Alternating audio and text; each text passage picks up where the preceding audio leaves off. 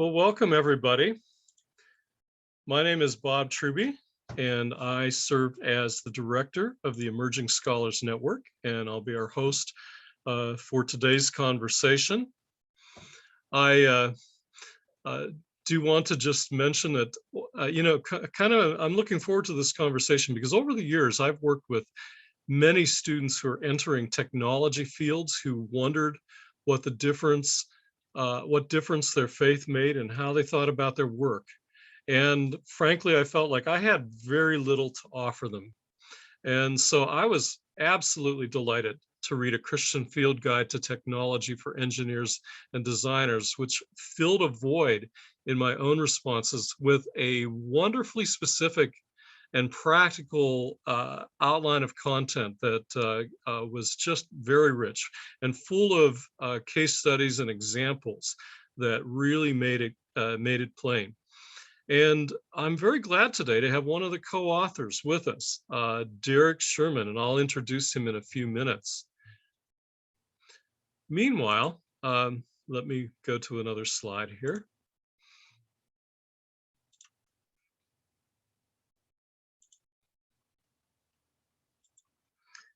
We are co-sponsoring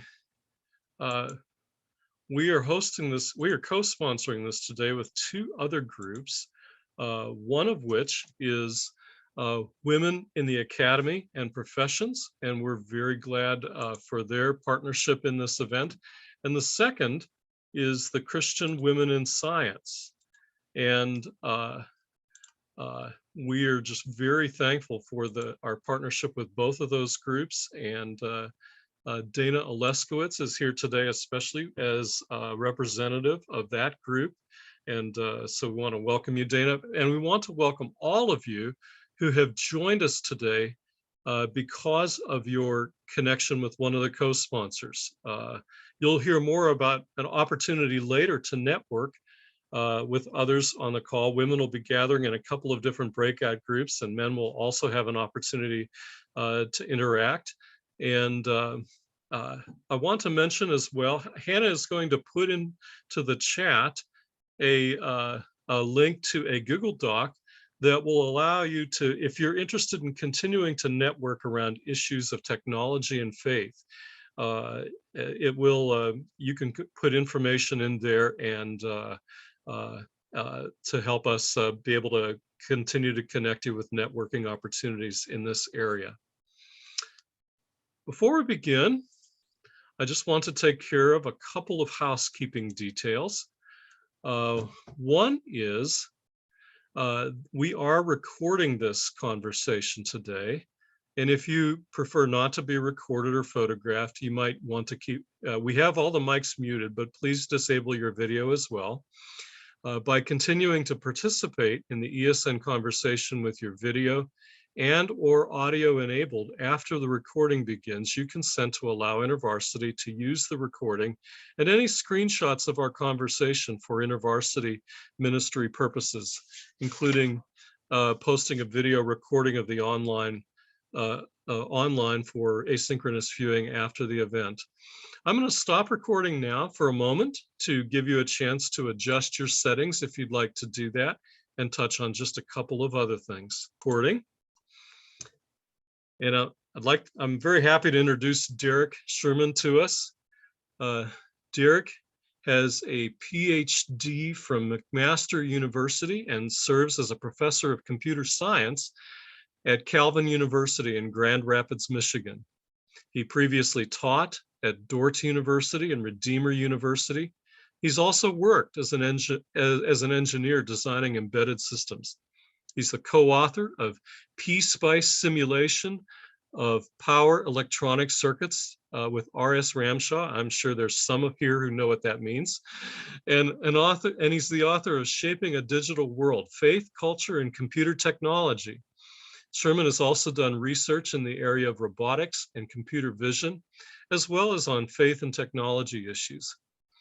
He's a senior member of the Institute of Electrical and Electronic Engineers, the IEEE, and holds memberships with the ACM, Association of Computing Machinery, and the Association of Christians in the Mathematical Sciences.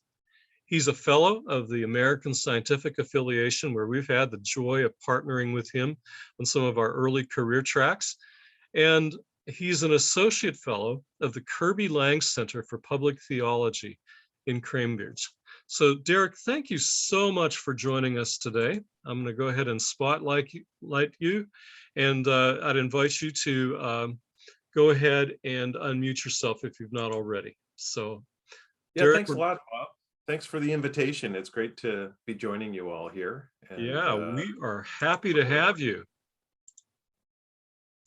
So anyhow, I thought maybe to start us off, you open the book with a chapter on dreams taking flight, and I got the sense that there was some truth in that in your own experience of growing up and being and discovering your own interest in technology. And I wonder if you might share a little bit of your own technology journey and how you came to write about the intersection of faith and technology. yeah, so really briefly, as a teenager, I loved electronics and experimentation with early personal computers and ham radio. I was an early ham radio operator. And in fact, my first computer, the keyboard is still, I still have it on the shelf here. That's a Sinclair ZX81 with 1 kilobyte of memory, membrane keyboard.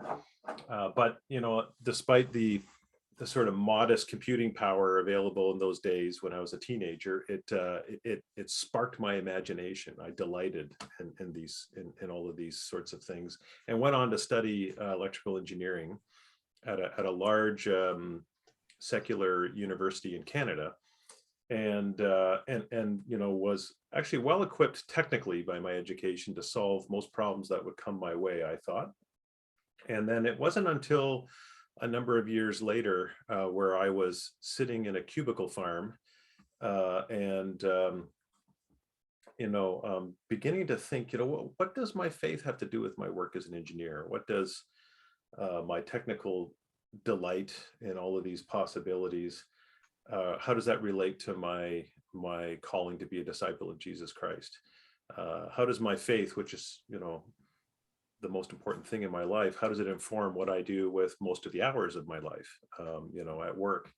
And so that began a decades-long journey, continues to this very day. But I distinctly remember thinking that, and to be quite frank, the university education I had did not equip me with the ability to answer that question. And it wasn't until later where I actually recognized there was a worldview at work in my education, but it wasn't one that that was going to help me to think Christianly about that particular area. And so yeah, actually, as a professor at different Christian colleges and universities, I've had the pleasure and also the expectation that I'm connecting the dots between between faith and technology. And this book comes out of that that process. And my co-author is Ethan Brew, is a professor at Dordt University. The other co-author, Stephen Vanderleest, was a longtime engineering professor at Calvin, currently a principal engineer for multi-core solutions at Repeata Systems. So he's a practicing engineer. And both Ethan and I have also worked in industry. So this is a book by engineers for engineers, trying to wrestle with what that looks like.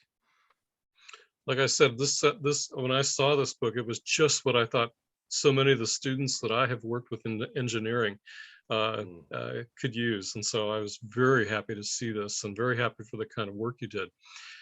You contributed a chapter to the book called Beyond Engineering Ethics. And I wanted to ask you what you thought, what you believed, in what ways do you believe the ethics of Christians should go beyond the prescribed professional ethics in the field? Yeah, that's a really good question. The professional engineering ethics is part of the undergraduate curriculum for most engineers. And the way that normally proceeds is, like in a philosophy course of ethics, you'll begin by looking at the different paradigms, right? There's deontological ethics, which is, following rules and obligations. There's utilitarianism or consequentialism, looking at the ends, right, or maximizing utility. Another approach to ethics is virtue ethics, and all of these different frameworks, have different things that they emphasize. And then a way a typical engineering ethics class proceeds is that you get case studies, and you take this case study and you decide, okay, which paradigm applies here, and what should I do? The issue with that is that it tends to, well, first of all, these case studies tend to be dilemmas that are very rare and are far removed from everyday life in many cases, which gives the impression that ethics is something that you take off the shelf when you encounter a rare dilemma in life. And I think that kind of notion loses the comprehensive nature of what it means to be a responsible engineer and to be a Christian for whom all of life is religion, right? The comprehensive nature of our Christian faith, I think, applies to all areas of life, and every step that we do and everything that we encounter, we live coram Deo, before the face of God. And so I wanted to take those frameworks, look at them through a biblical lens. And then I actually found a very helpful resource in N.T. Wright, who wrote a book called After You Believe, which is about ethics. And he says, virtue is mentioned a few times in the New Testament, but really what the Bible emphasizes is Christian character, right? Becoming the kind of person who knows how to respond appropriately based on creational norms within a particular context. And that's not something you can study by taking one ethics course and slapping that on the end of an engineering education. It's something that you become, right? So it's cultivating certain disciplines and rituals and habits to become the kind of person who becomes more like Jesus and knows how to respond in different contexts. And it's not to say that rules can't be helpful, that we still need to consider ends and these sorts of things, but it's a much richer view of what it means to be a kingdom citizen in the context that you find yourself. So that chapter seeks to explore that through that particular lens. It tells a few stories too. One that N.T. Wright talks about is Captain Sully, whose plane encountered engine problems over New York. And in a split second, he had to decide, what to do. And he quickly determined that the right sort of, course of action was to land it on the Hudson River. And N.T. Wright says, how did he know how to do that? He didn't have time to sit and look through flight manuals and do calculations of wind speed and velocity and momentum and all that sort of stuff. But he had after years and decades of flying and hours in the air and encountering all kinds of different circumstances, he had become the kind of person who instinctively knew what had to be done in that particular circumstance.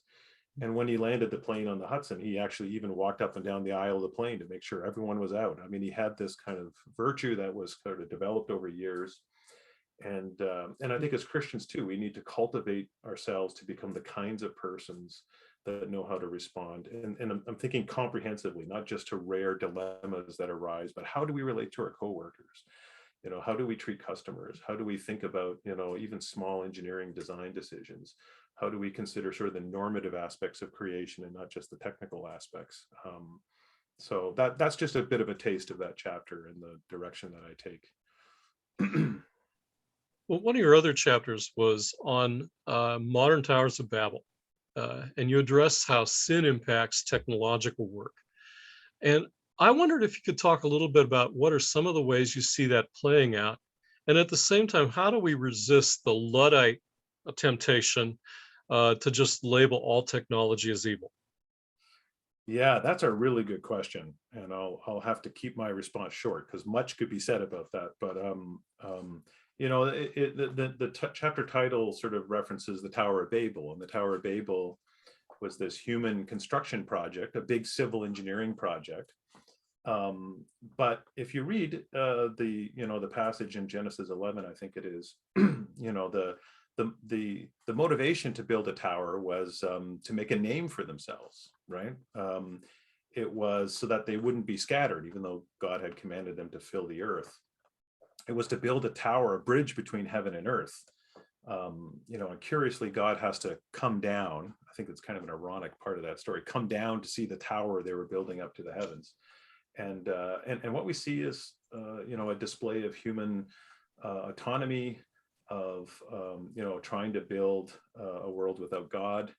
And I think that those sort of impulses continue to this very day, right? We often seek ways of solving all of our problems through the scientific technical method. We have to realize that although it's a tremendous gift from God, that it's not the silver bullet. I think we have to avoid any kind of notion that anything in creation can be the savior or the villain, for that matter. And so that's how I begin the chapter, opening with the Tower of Babel sort of context, but then looking at the other ways that sin impacts technology. It impacts the human heart and our motivations and the things that we put technology in service of. But sin also comes to bear when we look at how we ignore some aspects of God's creation, the norms, which are sort of talked about earlier. I make a big use of these design norms that come out of Scripture and Christian philosophy. They include things like justice, the norm of justice, the norm of cultural appropriateness, the norm of social norms, aesthetic norms, norms about openness and communication and transparency, and ignoring those sorts of things always comes with consequences.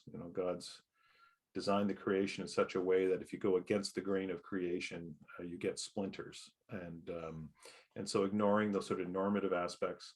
And engineers can fall into that trap, right? Because a lot of, in my engineering education, was almost all technical courses.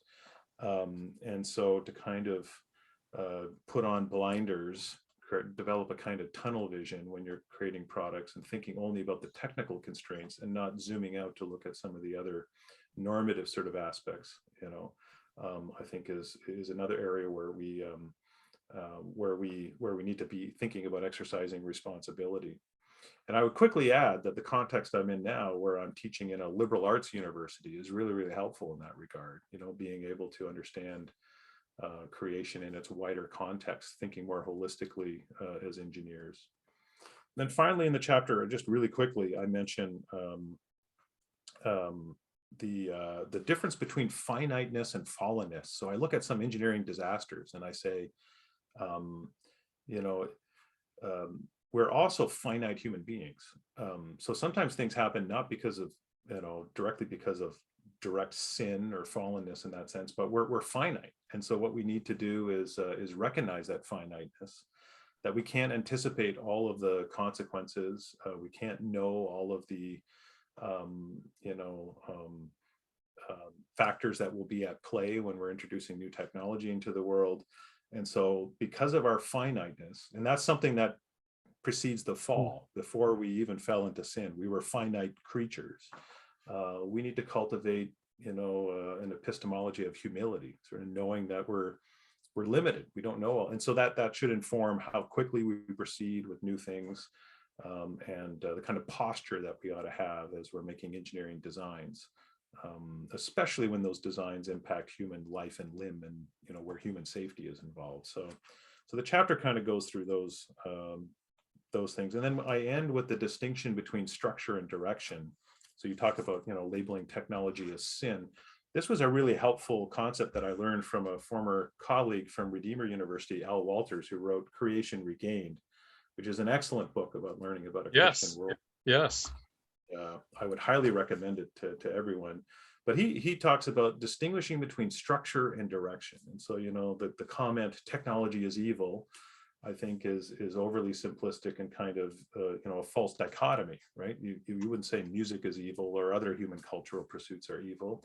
The question is, how is it directed? And so the structure direction framework is helpful. So the structure is, basically the structure and creation of anything, the creational possibilities that are there, that were created by God for us to uncover and unfold and so on. And the direction has to do with how we're actually applying that thing. How is it directed in an area of obedience to God or areas of more disobedience? How are we responding? And so I think that as Christians, we look at technology and we don't dismiss any creational possibilities out of hand, but instead we ask, how can we put this in service of God and neighbor and to help the earth and its creatures? We I think it's kind of freeing. It allows us to look at technology and exercise responsibility without rejecting it or labeling it as sinful. Like I said, there's nothing in creation that's either the villain or the savior. And I think we have to watch that we don't label technology with either of those things. That's great. That is really helpful.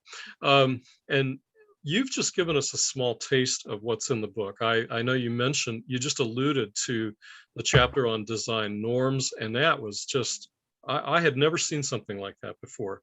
And you also that was also preceded by a chapter on design responsibility of engineers, that engineers have choices to make, and those are informed by the values, the ethics, the norms that they hold to. And I thought that was quite rich, and I very much appreciated that. And with that, I want to encourage people to actually get a hold of a copy of your book. So I'm going to go ahead and share a little bit of information about how people can do that.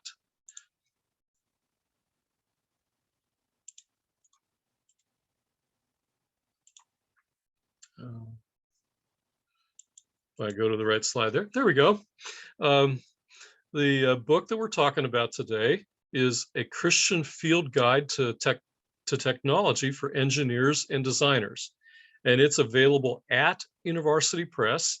I'll put the link in the chat as well, or you can just search for that at InterVarsity Press. And the big thing that you'll want to remember is the discount code, which is GFMWeb22. If you use that at checkout for the next week, you'll get a 30% discount on this book. And so I'd encourage you to pick it up at InterVarsity Press. With that, we're going to go ahead and move into some time of questions. And we'd really like to invite, would like to invite folks to put questions into the chat. We don't have any there yet. So one of the things I wanted to ask you about was your concluding chapter. I just loved the concluding chapter in the book because you wrote that. It's interesting. The book, the chapters are, you designate who wrote each chapter at the beginning, and this was one you wrote. That's an email conversation between a professor and a former student who's working in industry. And I know you mentioned to me in an email that was kind of a letter between your older and younger self. And I wonder if you might say a little more about that. It was a great way of summarizing the book. Yeah. So, there is the disclaimer that any coincidence with people living or whatever is merely coincidental. But really, the truth is that it is coming out of my own experience as an engineer, sitting in that cubicle farm, wondering about these things, and also as a professor who's spoken to, who's wrestled with that myself, and and dealing with alumni and students who've had to make the transition from college to the real world, and some of the adjustment that takes. I mean, basically, I'm sort of thinking about some of the things that I faced and some of the wrestling that I had as a younger engineer, and then trying to bring forth some of the things I've learned since then, and modeling it in this letters between this young engineer and this professor, also showing how a mentorship relationship might look like, how older, more experienced folks can act as encouragers and as helpful guides. And so both of those things come into play. I'll read just one really quick paragraph that comes at the end of the first letter, right? So the student, sort of talks about all the challenges he has, how he feels like a Dilbert, referencing the Dilbert comic strip, which is well known to most engineers. He talks about his cubicle mate who, has crude jokes and clips his toenails in the cubicle and these sorts of things. And then he ends with, in college, I was inspired by an exciting, comprehensive kingdom vision, but now that I'm in the real world, work often seems tedious, stressful, and inconsequential. Truth be told, I often wonder exactly how my faith really matters in a large corporate setting with little opportunity to make a real difference. and that's sort of how he ends his first letter. And then it begins the exchange between this engineering professor at a Christian college and this student whose name is Dan, kind of I guess imaging Daniel in Babylon is sort of what I intended, rather than a Dilbert, he encourages him to be a Daniel. So yeah, that's just a bit about that final chapter. I thought it was a wonderful way to wrap up the book. I want to invite particularly some of the women on our call. I know as Derek and I talked, we felt a little bit hesitant, to enter into issues that women face in engineering, and thought that maybe some of the women on our call might particularly feel free to raise what those are. Having two older guys talk about those things seemed a little bit disingenuous, but we really do want to honor the women on our call and some of the issues they have. And so if there are questions that you'd like to raise or comments that you'd like to make, we would really welcome them.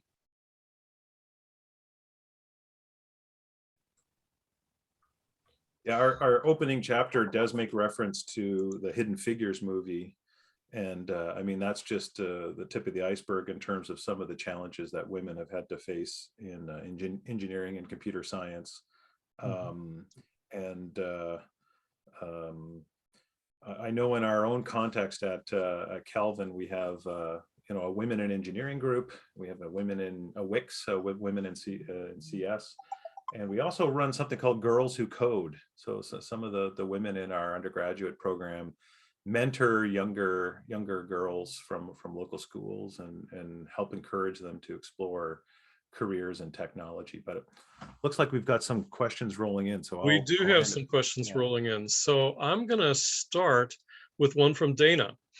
Dana says, would you expand on the concept of design and technology and our guidance in implementing the use of technology as faithful Christians?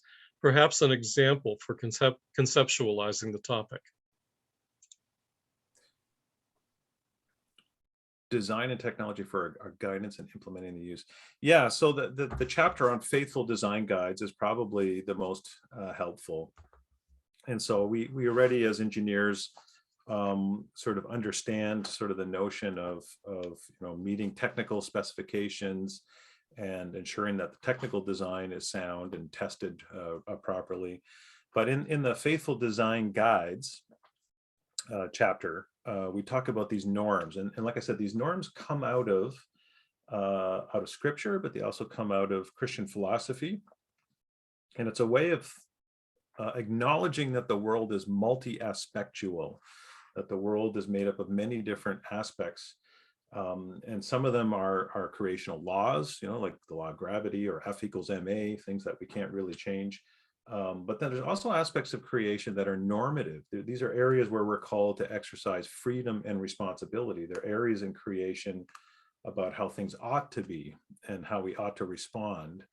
And so we sort of go through and name some of these aspects. I've mentioned a few of them already, but there's the cultural appropriateness aspect, making sure that the things that we design alleviate burdens without taking away what's good in a culture. The design of technologies for a worship service should be different than a rock concert, for instance, or the design of technology for an African context or a East African context should be different than other parts of the world. So reflecting that sort of cultural appropriateness. We talk about transparency, making sure that things are open and clear, that we don't bear false witness, that you talk about the limits and the dangers of products clearly, as well as their possibilities. There's social norms, making sure that we create technologies that bring people together in helpful ways. The Social Dilemma is a recent documentary on Netflix, sort of looks at, a good example of anti-normative sort of social technology. The economic norm has to do with stewarding resources, but also the Earth's resources. And to be frank, a lot of engineering programs now do put an emphasis on sustainability, much more so than when I was an undergraduate. That's a norm, right? That's an important thing to bring into the design process. There are aesthetic sort of considerations. I always, point my students to Apple, right? Apple knows how to do aesthetics. They don't just build technology, but they build beautiful technology. right? And if you read Steve Jobs' biography, you'll see, I mean, he was obsessed with that stuff. There's also sort of ethical caring, how do we love our neighbor with the products that we make? And then there's sort of trust aspects, right? Are we building trustworthy technology that can that people can count on, especially if lives and limb depend on technology, things like air traffic control systems and these sorts of things. But do we also build technology in such a way that we don't encourage people to put their trust in technology, that our ultimate trust, of course, is put in the Lord? So those are, and we come up with each of those norms, we give practical examples of how that might be implemented in a design. And one of the ones that's very, very clear to kind of show very quickly is the design of a disc brake. And so we give the example of, openness. So there's a photograph of a disc brake. And what we say is, well, what would transparency look like for in an automotive application? Well, the wear indicator tab on a disc brake is a way of communicating clearly to the driver that service is needed, right? It's a kind of way of having openness with the technology, that when through the squealing of your brakes, that service is required urgently, right? So building in these sorts of things, and not just looking at the technical braking power and so on of a disc brake, but thinking about how to make things transparent and open. And we give lots of practical examples about how these norms can inform technology. So that's just a quick summary. Josh asks a good question. Many of our people work in secular universities. He says, what thoughts do you have on bringing this conversation to secular college or university contexts, where direct references to faith in the classroom may be more challenging to navigate? Yeah, that's a really good question. And I think that's something I also struggled with. But I think the one thing about creational norms is that they're creational. So whether or not you acknowledge God, we all push up against, creational aspects of creation. There is, some people refer to it as natural law, right? If you cheat and steal, your company's not going to do so well. If you, and I think social networking companies are experiencing this now, if you ignore social norms and so on, there's going to be blowback. There's consequences when we ignore norms, right? These aren't strange fates that's kind of, fall on us, but it's sort of the creation is like rubber bands, it pushes back. So I think when we're in secular contexts or in the public square, we need to think about ways of appealing to some of these creational aspects that all of us can see. One of the people that's inspired some of my writing is the philosopher and statesman Abraham Kuyper, and he always talked about principled pluralism, right? So knowing that we're working in a pluralistic society, there are many different beliefs at work. But in that context, how do we engage in a dialogue in order to pursue the common good, especially as engineers? And so that's what we're called to do in politics, in the public square. And I think, for my students in Silicon Valley and large corporations, I tell them you're going to be like a Daniel in Babylon, and you're going to need to know how to engage in conversation with people. You can't sit in a boardroom and say, "Thus saith the Lord." That's not going to get you very far. But there is ways to talk around creation, things that we can all acknowledge and we can all see.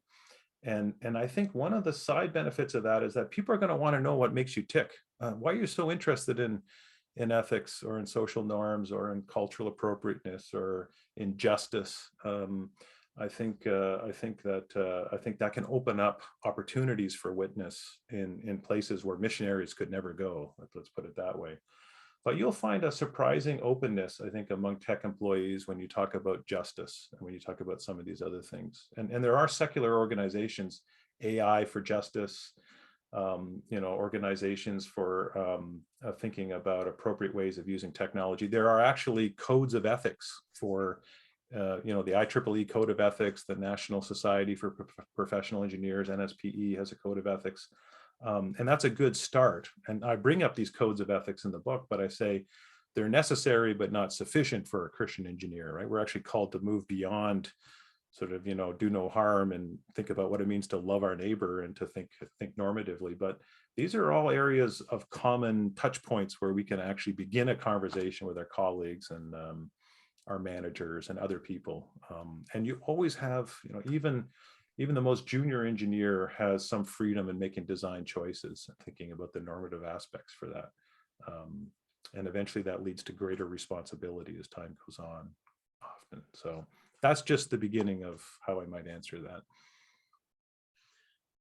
Well, this is good. I wish we had time for a lot more questions. We've had some good questions that have been shared in the chat, and uh, for those who stay in the main meeting room, the men who stay in the main meeting room, Derek will be with us for a little while longer, and maybe we can get to a few of those things. But I want to once again share with you just how you can get Derek's book. One more time. We've been talking about A Christian Guide to Technology for Engineers and Designers. And I think Derek has given you a good taste of what's in the book, but there's a lot more there than we could possibly get to in our conversation there today. So we'd invite you to do that. Also, I just want to share with you about our next ESN conversation. Will be in a very different topic. We're excited to welcome George Yancey to our ESN conversation in May, and George will be he's a sociology professor at Baylor who's written a book, Beyond Racial Division, and we'll be discussing that book, and he explores actually a unifying alternative between sort of color blindness on the one hand that doesn't admit that there's any problem with race, and some of the anti-racism approaches on the others. And so I think that's going to be a very interesting conversation. We'll put the link for that in the chat and information, but it'll be on May 19th. Of this year at 1 p.m. Eastern time. So we hope you'll think about joining us. And finally, before I turn things over to Hannah, who will tell us about our breakouts, I will just want to thank everybody who has joined us today. I especially thank the people at the Well and Women in the Academy and Professions, and with Christian Women in Science. And we are so happy that you could join us today. We want to thank InterVarsity Press for their role in helping sponsor this. And Derek, I really appreciate you being with us on the call today too, and for the conversation. This is an effort of also an effort of the Emerging Scholars Network, and we would invite all of you. You're welcome to join the Emerging Scholars Network for free. If you go to our blog, there's a join button there that makes it real simple. You can follow us on Facebook, Instagram, and Twitter at ESN IVCF, or subscribe and visit our YouTube channel at youtube.com/ESN IVCF. And this conversation will be on the web in a couple of days. So we would delight for you to join us. And Hannah is going to go ahead and give us some instructions about our breakouts.